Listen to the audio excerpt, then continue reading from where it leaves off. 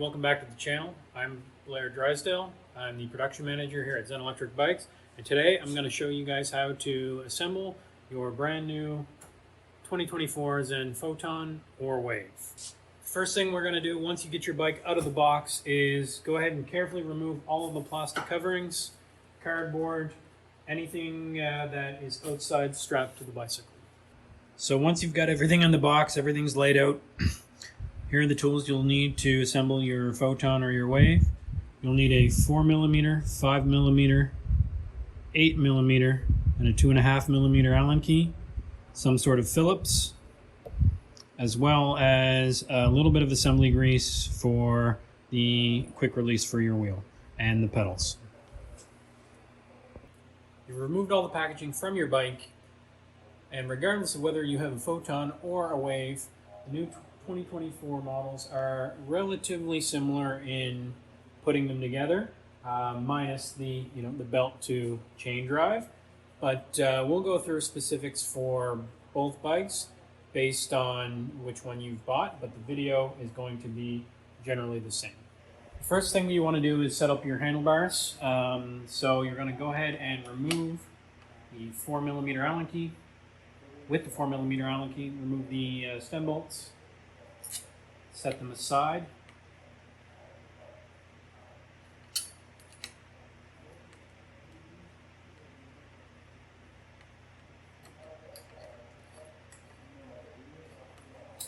Take the stem cap off.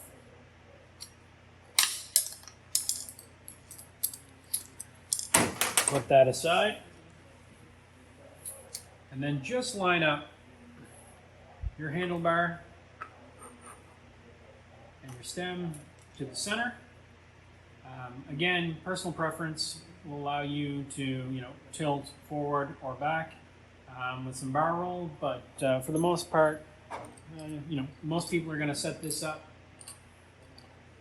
so it's mainly in the center, and then start tightening back down your stem bolts.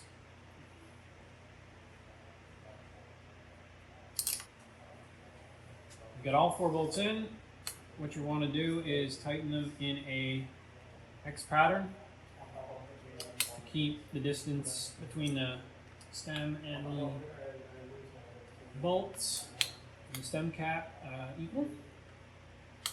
You're going to tighten those down. If you do have a torque wrench, you're going to tighten them down to about 8 Newton meters. Now I'll go behind and check these with the torque wrench in a bit, but like I said, just make sure they're all tight, anywhere around 8 Newton meters. And then we'll go on to the next step. The next thing we're going to go ahead and do is remove the fender bolt from the fork. And we're going to go ahead, put the fender in, and retighten the bolt. Now, there is quite a lot of space between the fork arch and the top of the tire, so somewhere in the middle is probably where you're going to want to set it, but after the wheel and everything is in, we're going to go and set the height for the fender to keep the rain or moisture from spitting back up at you. So we're going to tighten this down, and then we're going to go ahead and put the arms and tighten those down to the bottom of the fork as well. The last thing we're going to do with the fender is go ahead and attach the arms with a 5mm Allen key down to the L bolts down at the bottom of the fork. Alright, once we've got these bolts tightened down, our next step is to move on to the wheel and get that ready for installation. The next thing we're going to do is go ahead and put some assembly grease on the quick release, just a little bit. Keep everything lubed up inside the hub. I'm going to go ahead and put the springs back on so the cones are facing outward.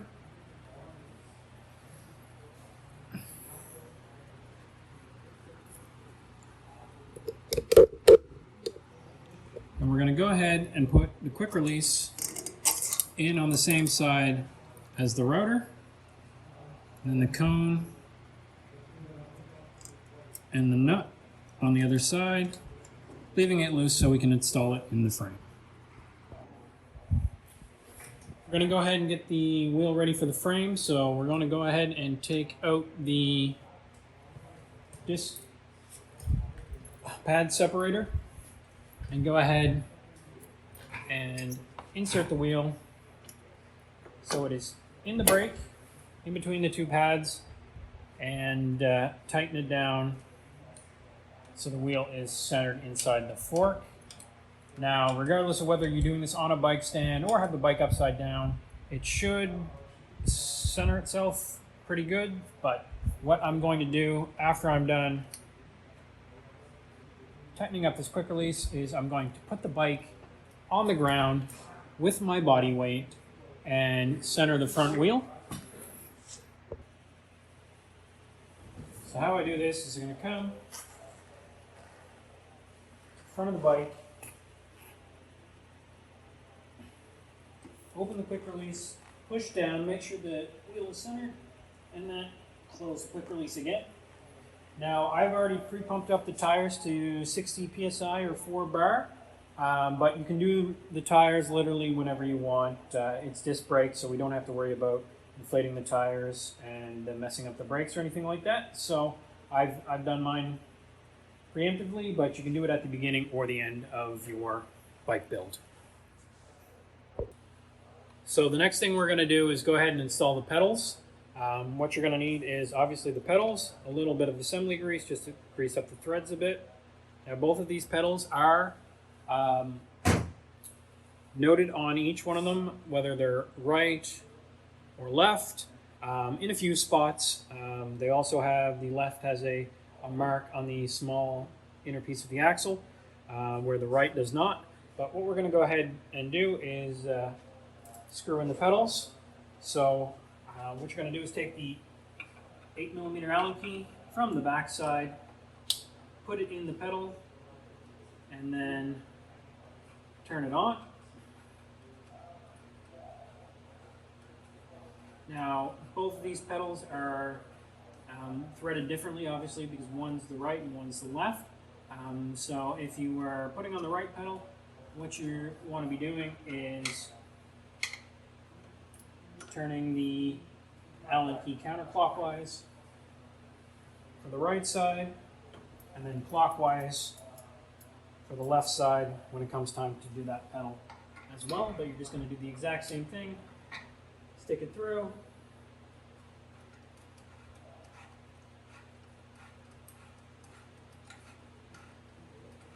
Turn it in.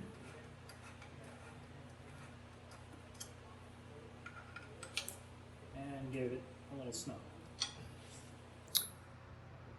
The next thing I'm going to go ahead and do is put on the bell.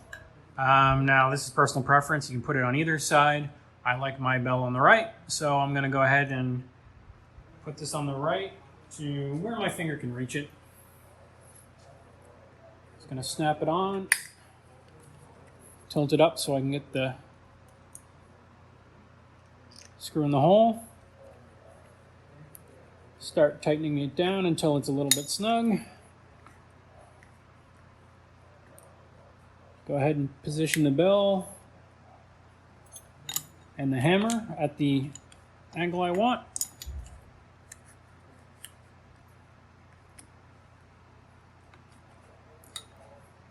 And how far away I want.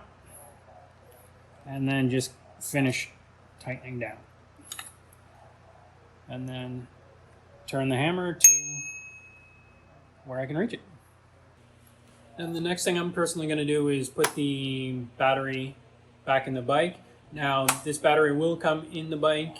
There's no need to remove it to assemble the bike. It's just I happen to have it out of the bike already, and I'm going to put it back in. Base first, clip it up, and then we're going to go ahead and start setting all of the cockpit controls and go ahead and tune the bike to my liking or to your liking, and we'll go through that step by step.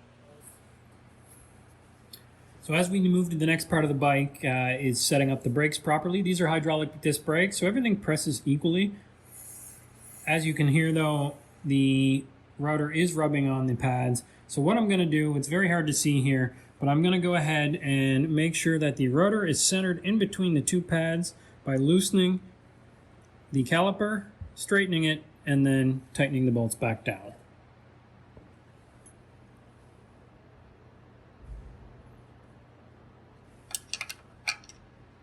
So I loosen it off, straighten the bottom, tighten it. The top looks relatively straight, but we still got some rub there. So what we're going to do is we're going to make sure we're going to loosen off the top again, move it to the middle, tighten it down, and as you can hear, there's no rub, and the brake functions correctly. Now I'm going to do the exact same thing for the rear. Obviously, with the rear and the motor being very close together, it may be a little bit more tricky to get this aligned, but it's the same principle for both brakes.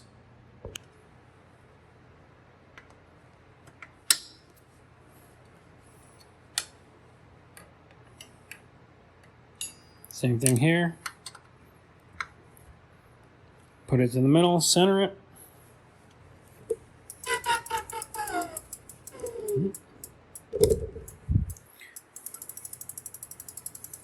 Got a little bit of noise left. Center the front a bit more. So your Waver Photon is mostly assembled now. What we're going to do is going to go make sure that all the gears shift properly. Obviously, if you don't have a bike stand, you can do this just by riding it, but we're going to go through gear by gear to make sure everything shifts smoothly. So I'm going to come up here, remove my handlebar holder. And I'm just going to go pedal the bike and go up and down all the gears.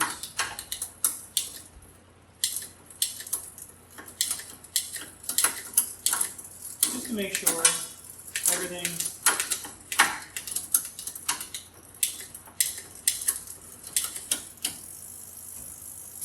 is working properly. I'm adding a little bit of cable tension just to get everything to upshift smoother. But yours should be fairly close from the factory. Now that I know everything shifts smooth, I'm going to go ahead and tidy up the cockpit to finish up the bike. Now as you can see, the screen's turned, the throttle's turned, everything else is where I want it. So what I'm going to go ahead and do is loosen off the 3mm Allen key to the throttle and to the screen, turn them so I can see them properly, and then tighten them back down.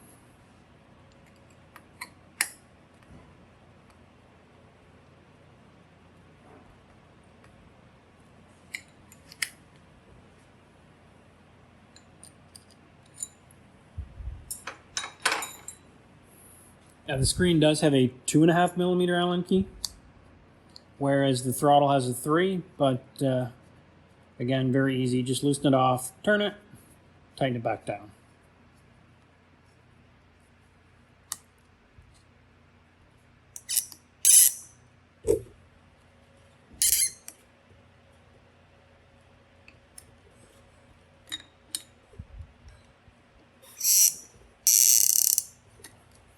Shouldn't be a ton of torque on this, very light, 1 to 2 Newton meters, just enough to keep it in place.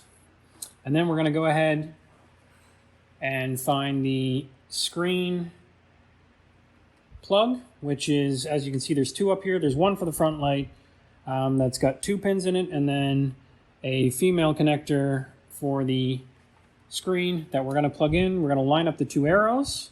Because these only do go in one way, and if you bend the pins, then obviously that's not good. But there we go. So it's in there.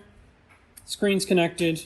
Now this is an early sample. This is a fully finished production bike. However, the light is missing.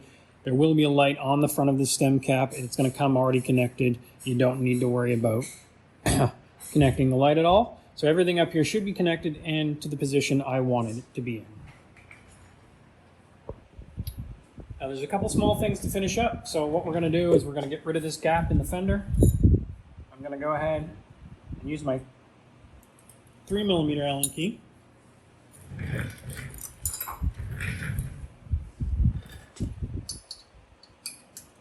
Loosen the stabilizer bars on either side and just push it into the desired height. Most of these fenders, right where the stabilizer bar bends, is about the right height of where you want the fender. So what I do is I just line it up to where it starts to bend and then tighten it back down. And then again, I do the exact same thing for the other side. So the fender and the bike should be mostly set up by this point. What we're going to do now is finish off the stem cap, and then you should be good to test and ride. Now the last piece we're going to put on is go ahead and put on the cover for our stem cap. So what this does, it takes 3 cables to either side, covers up this, just so you have a nice neat look through the headset cable routing. This particular cap takes a 2.5mm Allen key to tighten. What I'm also going to do is I'm going to go ahead and get rid of this zip tie for now, just because it makes it easier to put the cap on and separate the cables. So I'm going to go ahead and pull 3 cables to each side. As you can see, there's a little hole there where this particular screw lines up. I'm going to go ahead, make sure they're separated, and then slide the cable cap to make sure it's got 3 cables on either side. Then I'm just going to go ahead and push it in and hold it with my thumb. And then go ahead and take my 2.5mm Allen key and tighten it down to 2 Newton meters. Like I said, this is plastic. It doesn't need to be done tight, just snug so it holds all the cables in place. And then I'm going to go ahead and take a new cable tie and put it in place of the one I removed. Like I said, this isn't necessary, but it does make it much easier to have the cables all neat and tidy.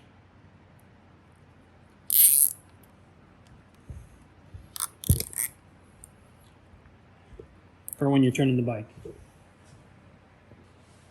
So there you go, guys and girls. This is your Zen Wave assembly video. Like I said, the Photon is very similar. However, you don't have to fuss with the belt drive and the Viola shifter. That's all set up for you. Really, all that it is putting in the rear or the front wheel, bolting on the handlebars, and doing a few small brake adjustments. We will have some more videos pertaining to the Photon and its unique features coming up, but as of right now, this is the build video for both of them, and we hope you enjoy your Zen e-bikes. Please like and subscribe, and we'll be dropping a new video soon. Thanks.